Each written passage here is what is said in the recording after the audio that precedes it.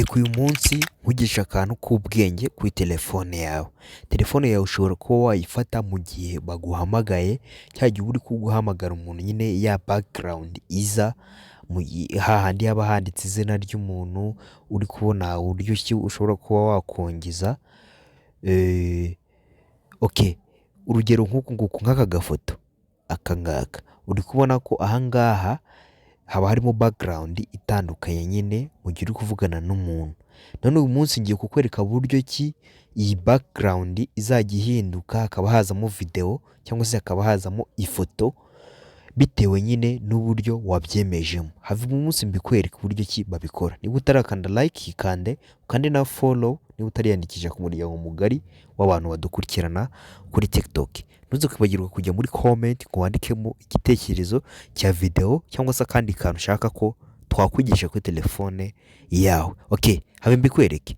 Fa telefone yawe uze ukande hano handitse phone call, usa nk'ugiye kwandika nimero, nurangiza uhita uza ukande hano handitse urahita uza ukande hano handitse contact gutya, nurangiza urahita uza ukandemo gutya, uhita uza ukanda hano handitse utudomo dutatu hano gutya, hano nurangiza uhita uza ukandemo, uraza ukandemo gutya, nurangiza uhita uza ukanda hano handitse setting hano gutya, nurangiza urahita uscrollinga gakeya, barahita bakugeza ahantu hameze gutyo, urahita uza uhitemo hano hantu handitse car background gutya, urahita uza ukandemo gutya, numara gukandamo urahita ugera ahantu hameze gutya. Ngira ngo nk'iyo umuntu aguhamagaye haba harimo background nk'iyi ngiyi, usibye ko ibintu byo kongeza bitarimo ariko haba harimo background nk'iyi ngiyi.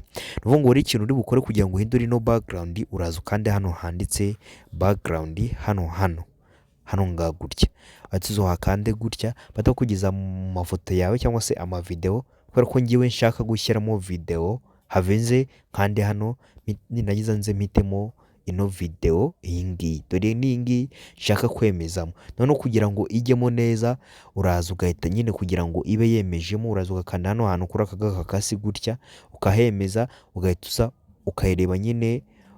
Ushobora kuyiha iminota izajya imara nyine bitewe n'uburyo ubishaka, cyangwa se ukaba editinga. Nurangiza urahita uza ukanda hano handitse done gutya, nurangiza utegereze bibare 100%.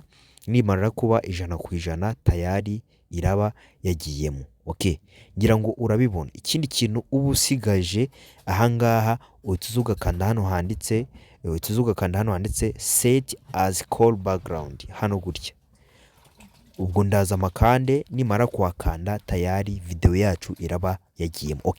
Ndi Magix, kanda follow niba utarayikanda, umbwira ikintu nakwigisha muri comment.